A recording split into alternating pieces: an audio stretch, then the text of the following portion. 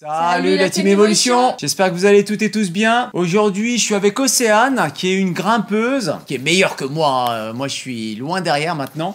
Et on va vous présenter le matériel de base d'escalade qu'on a besoin pour aller grimper à l'extérieur, que ça soit en moulinette ou que ça soit en tête. On va rajouter quelques éléments supplémentaires, quelques petites astuces supplémentaires, parce que tu vas progresser. Tu vas prendre du niveau et ça va être des éléments que tu vas acheter plus tard. Donc, on va te les présenter aussi maintenant. Eh ben, on présente tout ça, c'est parti? C'est parti. On va commencer tout simplement par la paire de chaussons. C'est le premier élément que tu vas avoir besoin pour aller escalader. Donc la paire de chaussons, il faut que tu sois entre le confort et l'inconfort, on va dire. Hein, Ouais, c'est ça. c'est ça. Mais par contre, il ne faut pas avoir de douleur. Faut pas que tu aies mal aux pieds, sinon tu vas devoir les enlever et en grande voie, c'est pas l'idéal. Tu as des chaussons, tu vois, assez plats. Et puis Océane a plutôt un chausson typé ballerine. Donc ça, c'est la première chose. Ça, c'est un peu plus technique. Ça, c'est un peu moins technique. Et puis après, tu as aussi cette partie-là. Il y a un chausson qui est plutôt asymétrique ou un chausson qui est plutôt droit. Ça, c'est en fonction du niveau de la personne. Lorsque tu vas commencer à progresser, après, tu vas avoir des chaussons un peu plus techniques, un peu moins confortables.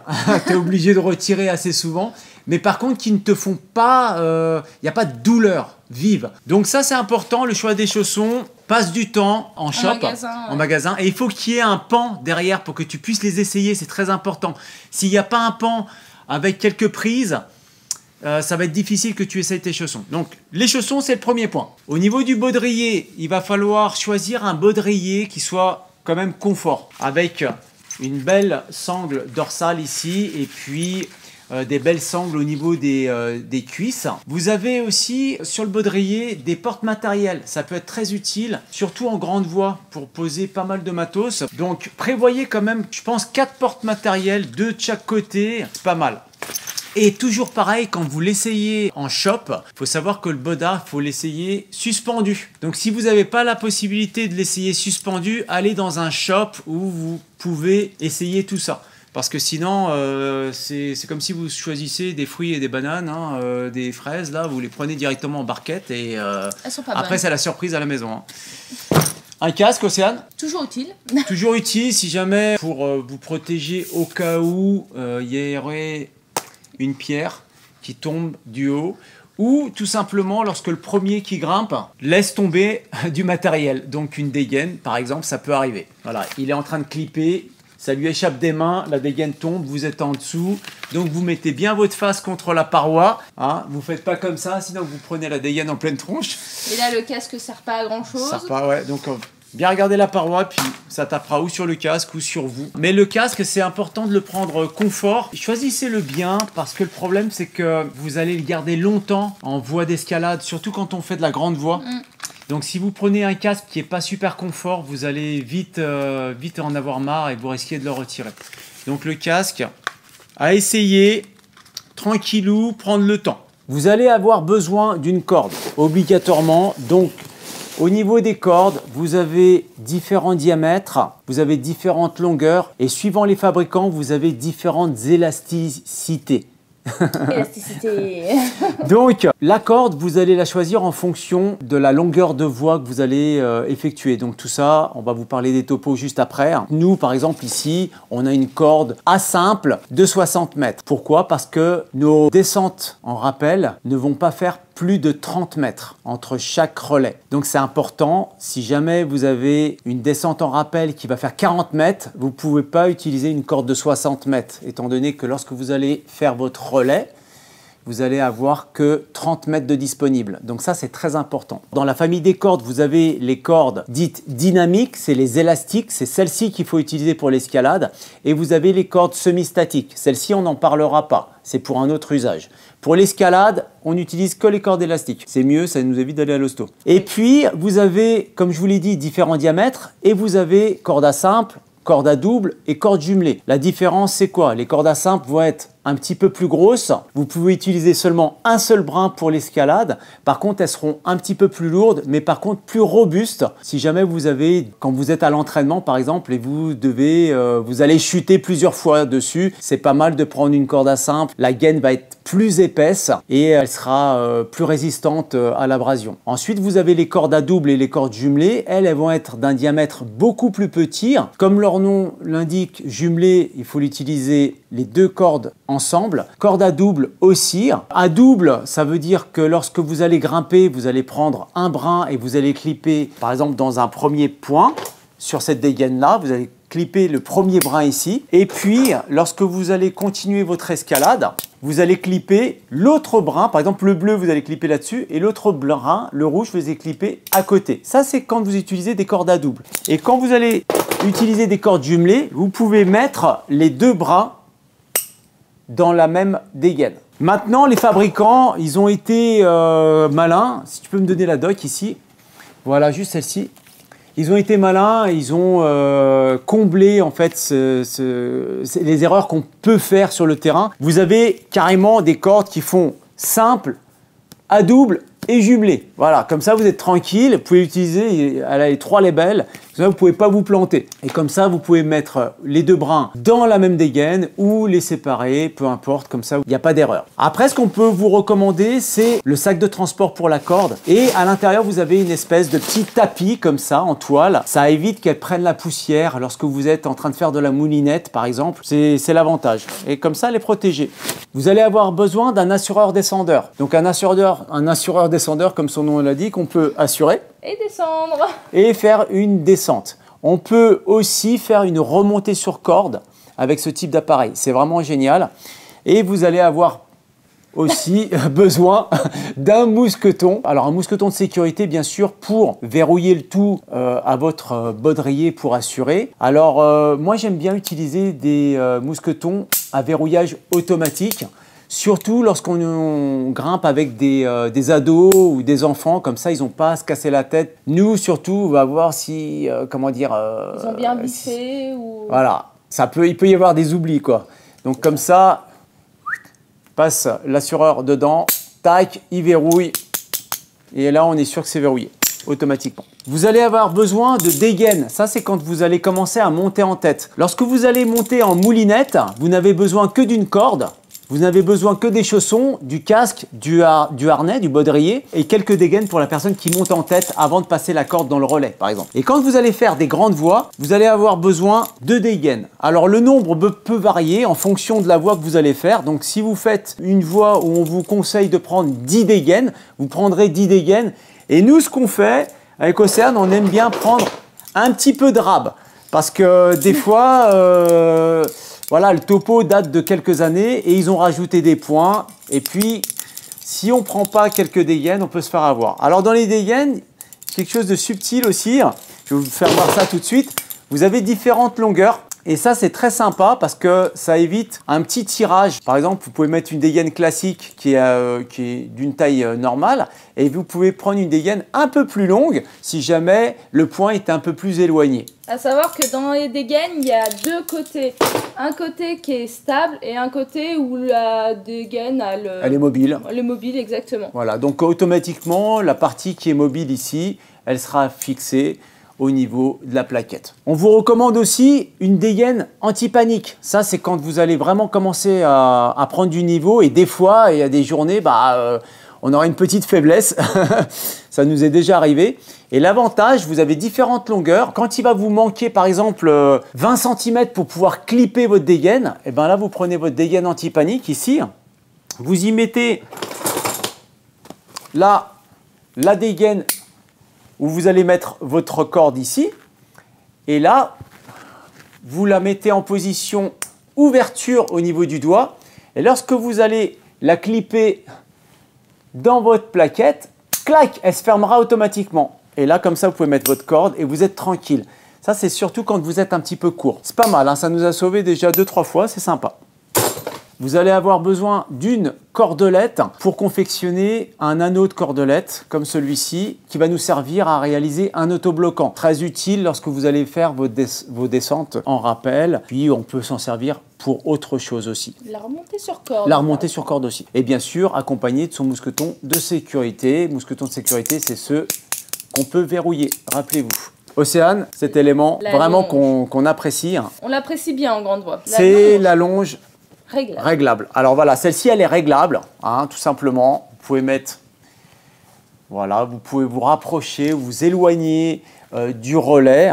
C'est super pour confectionner, comment dire, pour lorsque vous êtes au relais, et lorsque vous allez assurer, par exemple, la personne, le second qui va monter. Nous, on aime bien la réglable. Voilà, comme on vous a dit, on se rapproche de la paroi ou on s'éloigne. Mais vous pouvez utiliser les longes à l'ancienne, c'est-à-dire la longe simple ou la longe double.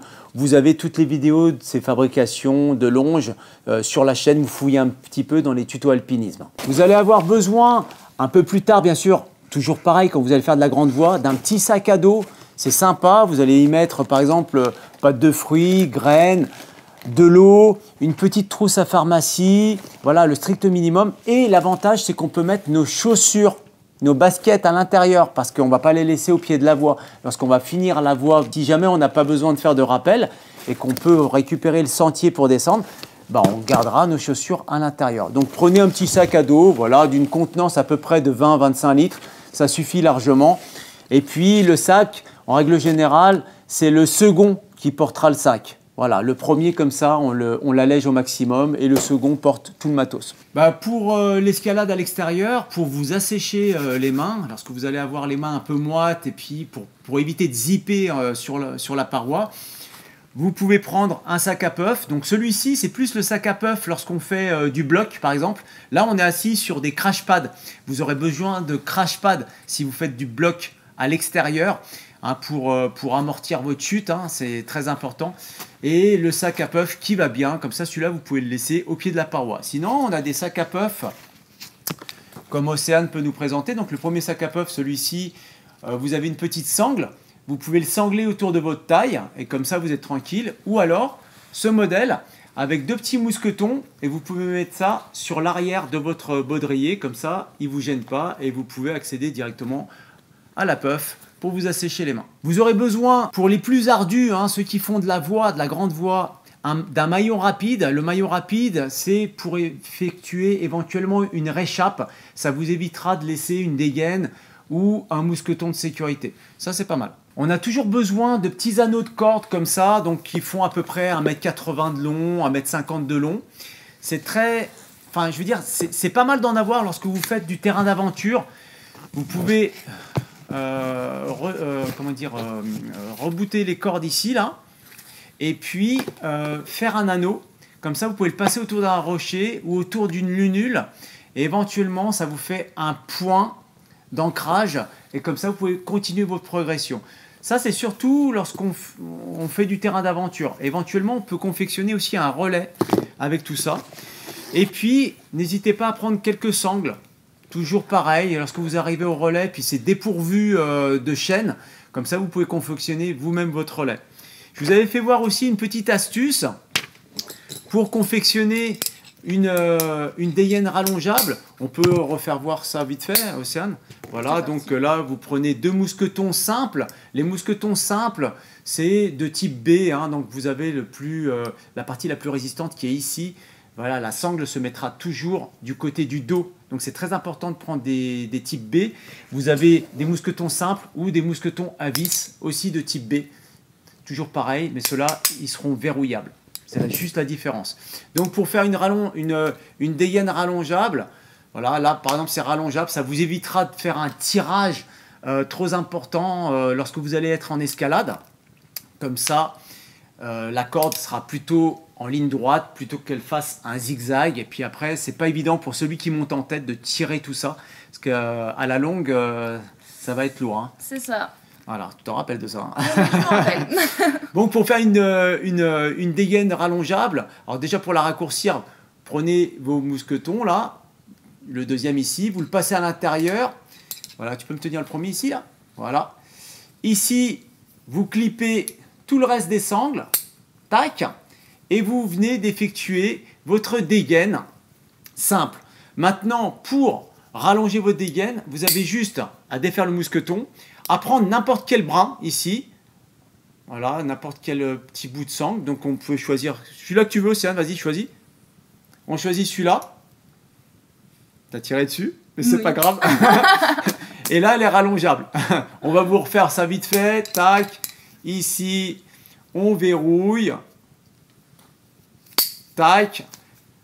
La dégaine, elle est classique. Ensuite, pour la rendre rallongeable, vous choisissez le petit bout qui dépasse, celui que vous voulez, et vous tirez dessus, et elle est rallongeable. Voilà, ça c'est la petite astuce. Donc j'aime bien prendre une 120 cm, une 60. Et puis quand on fait du terrain d'aventure, en fonction de l'équipement de la voie, n'hésitez pas à prendre pas mal de petits anneaux. Comme ça, vous pouvez faire votre progression tranquillou. Vous aurez besoin de 4 mousquetons à vis, tout simplement pour réaliser vos relais lorsque vous arrivez sur place. Et pour votre assureur descendeur, pour votre mâchard. 4 mousquetons, c'est le minimum. Hein, c'est le minimum syndical. C'est ça. Des fois, on peut se faire avoir si jamais il en manque. Et si vous perdez, par exemple, votre descendeur, vous pouvez réaliser un bicéphale avec. Enfin bon, bref, vous pouvez faire plein de choses. Donc, 4 mousquetons de sécurité, c'est le minimum. Ce qu'on vous conseille aussi, voilà, c'est tout optionnel, bien sûr, hein, mais c'est des lunettes prisme. Des lunettes prisme, c'est pas mal quand vous les mettez et vous mettez vos lunettes. Là, par exemple, je vois plus la caméra, mais je vois le plafond. Et ça vous évite tout simplement de vous faire en fait la nuque. Ça, c'est bien en moulinette parce que vous êtes toujours comme ça en train de regarder. Si vous faites de la moulinette toute la journée, par exemple en paroi école avec plusieurs personnes, hein, notamment vos membres lorsqu'ils apprennent à grimper, bah, ça vous évite de vous faire un torticolis. Donc comme ça, vous prenez les prismes et vous avez la garantie de ne pas vous blesser, quoi, grosso modo.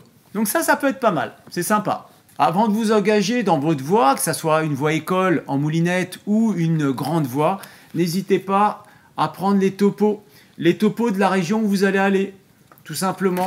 Et vous allez avoir à l'intérieur tout de noté, c'est-à-dire le nombre de dégaines, la difficulté de la voie, l'exposition, etc., etc. Ça peut être très intéressant pour ne pas vous faire avoir. Vous avez aussi sur certains topos des voies que vous pouvez réaliser même quand il pleut, parce qu'elles sont un peu protégées. Voilà, donc ça c'est pas mal.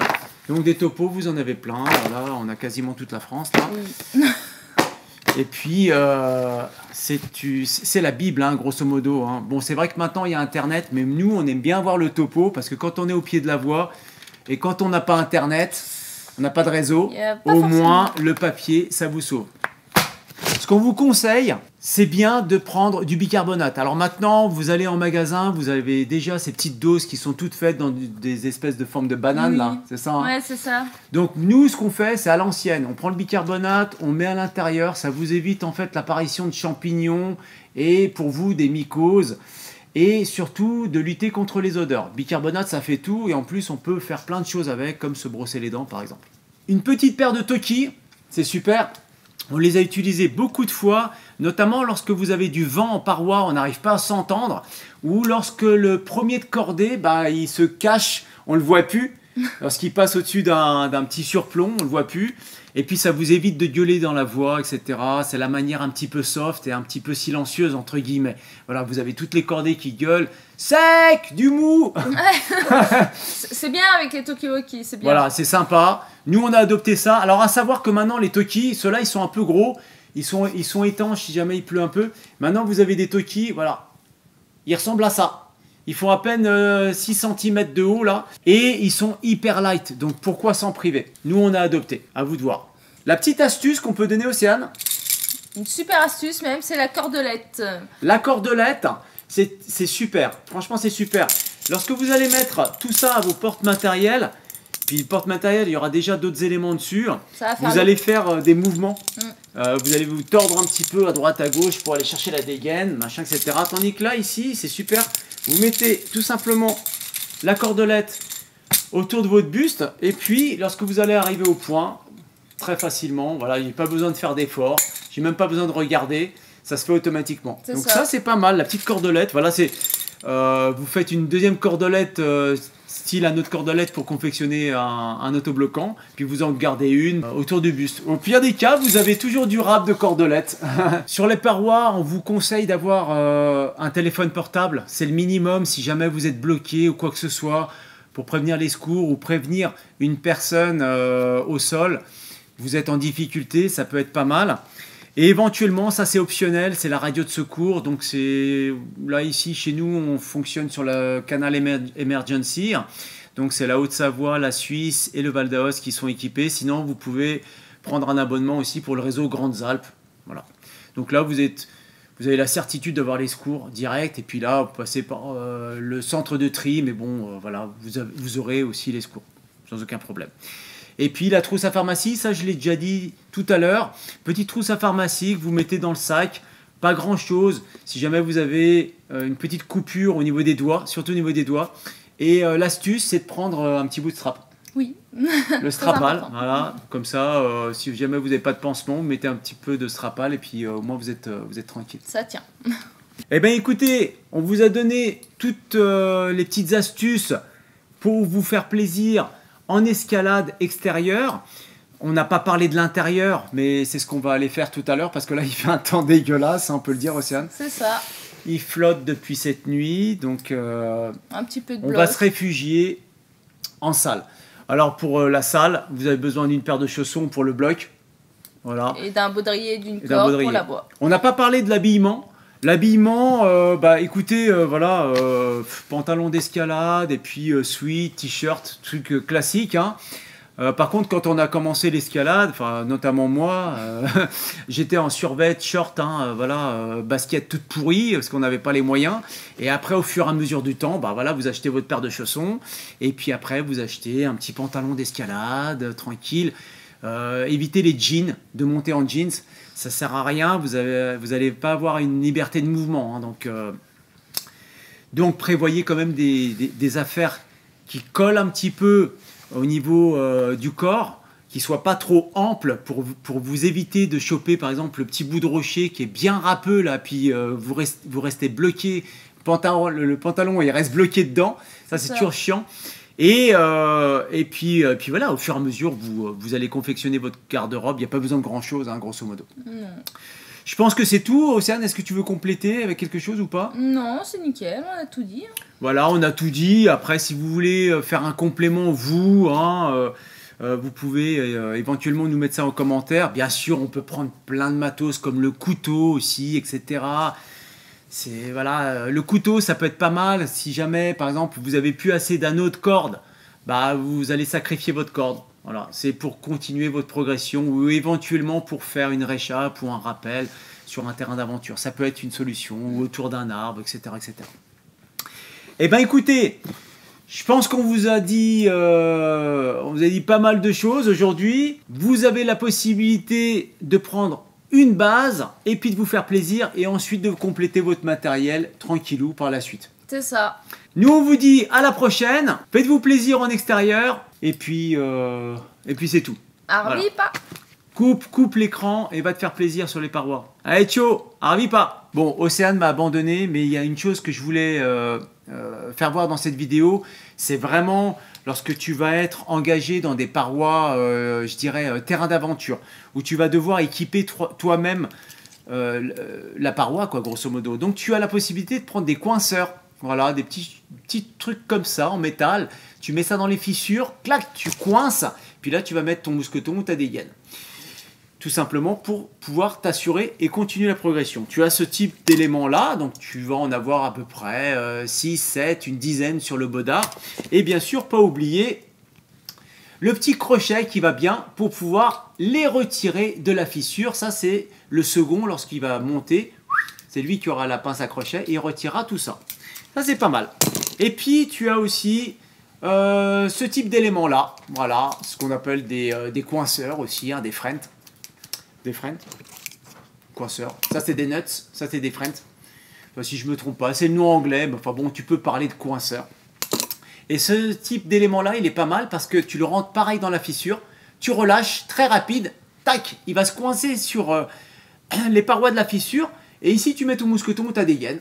Et puis, tu peux t'assurer et continuer ta progression. Et toujours pareil, le second, faut pas qu'il oublie de récupérer tout le matos parce que c'est très très cher. C'est super cher. Et ben écoutez, voilà. C'était le petit complément. Ciao!